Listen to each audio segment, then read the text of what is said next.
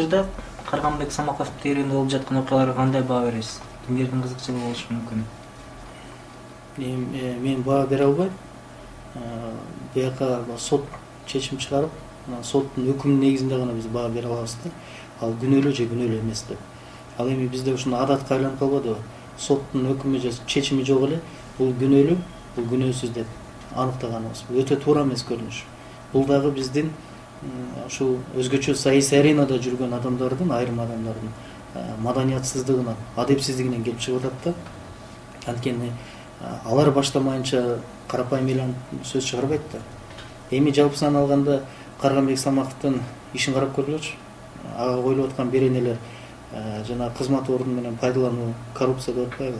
Ал учурда териштирүүдө аныкталып чыгып атпайбы? Карганбек Самаков жана анын жанындагы жана күнөөлүү деп табылып аткандар бирөө дагы мамлекеттик кызматта чоң кызматтарды ээлеген эмес да. Демек, коюлуп аткан беренелер жана күнөөлөр далилденбей атат да. Анык эмес болуп чыгат. Кызмат алынан тиги кыянаттык менен пайдалануу деген жок болуп чыгып атпайбы? Бул биринчи. Экинчиден, Агахан фондусу жери боюнча билдирүү берип чыкты. 40тан ашык күбө сотто отурумундан көрсөтмө берип атышат. Эч нерсе аныктала албай атат да. Демек, бул жерде башкы прокуратуранын ошо сотко өткөрүп берген материалда чийкилик көрүнүп турат да. Анан мен жеке өзүмдүн оюм бар. Ушул Карганбек Самаковдун жасаган иштерине анын албурлуп элге таанылып, алдыга созуп баратканын мүмкүн бир саясий күчтөр кызганыч менен кабыл алды. Ошондуктан кылмыш ишин козгош керек болду, аны токтотуш керек болду. Эми мен жеке өзүмдүн да пикиримди билдиргим келет. Карганбек Самаковдун иштери боюнча бул киши кыргыз элине опол тоодой ишти жасап берди да. Билесиздер, мына парламентте дагы депутаттар расмий билдиришти. Ошо бюджетте акча жок, мамлекеттик атайы органдар ЮНЕСКОга барганга, ошо барып ошо биздин улуттук баалуулуктарды каттаганга каражаты жок болуп турганда, ошо Карганбек Самаков өзүнүн каражаты менен, өзүнүн күчү менен барып 3 жылдыкты каттап келди ЮНЕСКОга. Андан тышкары мен билишимче бир 9 жалпылап бир 9 улуттук биздин дөөлөттөрдү, касиеттерди, баалуулуктарды каттатып келди да. Бул 1000 жылга тетиген бир тарыхый көрүнүш да. Андыктан мен ойлойм, бул кишинин дагы жасаган эмгектери бааланыш керек. Ал туура калыстык менен каралыш керек да.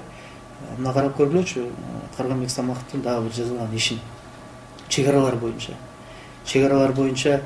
канча деген жерибиз талаш болуп турат. Мына жакында эле Назарбаев Нурсултан Абишевич Белоруссиянын президенти Лукашенко менен телефон менен байланышып, ал жерден расмий булактар билдирип берди. Казакстан менен Кыргызстан ортосунда чек ара маселеси боюнча кеп болду депчи. Мына ушундайдын негизинде Карганбек Самаков жакшы бир идея көтөргөн. Аны ишке ашырып баштаганда ушу чек арага жакын жайгашкан биздин тарыхый жерлер бар болчу. Ошону ЮНЕСКОга бекитип койгондо бул 1000 жылдап чек ара талашы чечилмек да. Мына түндүгүстүдө, түштүгүстүдө ошондой жерлер бар да. Мына азыр мына Баткенде өзүм катышып келгем, тажик-кыргыз талашында ошол жакта өзүбүз жүрдүк. Барымтада калып калган адамдарды алып чыкканга көмөктөшүп жүрдүк. Билебиз да. Мына ошондой жерлерде биздин тарыхый жерлер бар да. Ошолорду эгер каттап койгондо эч ким талаша албайт. Дүйнөлүк коомчулук талаша алмак эмес да. Бул тажиктики, бул кыргыздыкы деп калмак ошо боюнча. Мына ушундай нерселерди мен ойлойм, мамлекет толугу менен колдоп, мындай демилгелерди анан ишке ашырыш керек да. Ошондо бул да бир чек ара маселесин чечүүдөгү дипломатиялык, маданияттык жолдо эч талаш жок.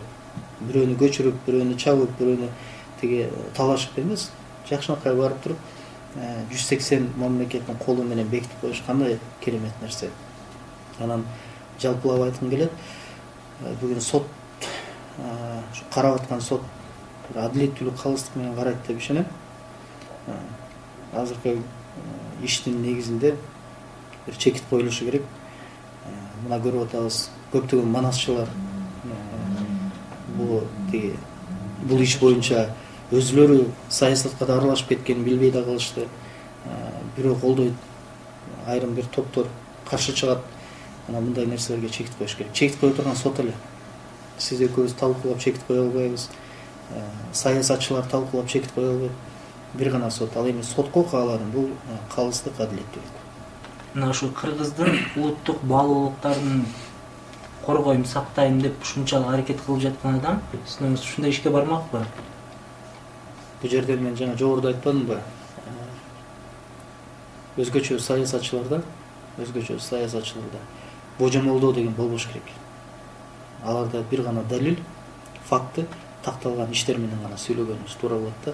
Ошондуктан мен айтат элем, бул жерде ишенем же ишенбейм, болушу мүмкүн же болушу мүмкүн эмес деген болбойт. Аны биринчиден бир Алла Таала билет, экинчиден сот өзүнүн чечимин чыгарат. Ал эми андай ишке барабы барбай мен айта албайм. Чынында айта албайм. Аны бир убакыт өзгөргүзөт. Азыр териштирүү иштери жүрүп атат. Мен бир баалаган жерим, ал киши качып кеткен жок. Ал киши Кыргызстанда сотто катышып, өзүнүн актыгын далилдеп атат. Канчалык деңгээлде аны убакыт көргөзөт. Мен дагы бир жолу айтылайм, биз мындай иштерде өтө этияттык менен мамиле кылышыбыз керек. Мына бирөөнү эле кесе алып бул күнөөлүү же бул күнөөлүү эмес дегенден алыс болушубуз керек. Себеби биз билген жокпуз, көргөн жокпуз. Анан божомолдоп болушу мүмкүн деп айтканда өзү туура эмес. Муну азыр көрүп атпайбызбы? Сөз үчүн иштер козголуп атпайбы? Айрым сөздөр үчүн. Бул дагы бир маданиятсыздыкка жатат да. Анан тактык керек, далил керек, адилеттүүлүк керек, мен дагы бир жолу айтам, калыстык керек. Мен ишенем, мен Кудай кааласа сот өзүнүн жакшынакай бир чечимин чыгарат. Бирок менин каалоо тилегим бар.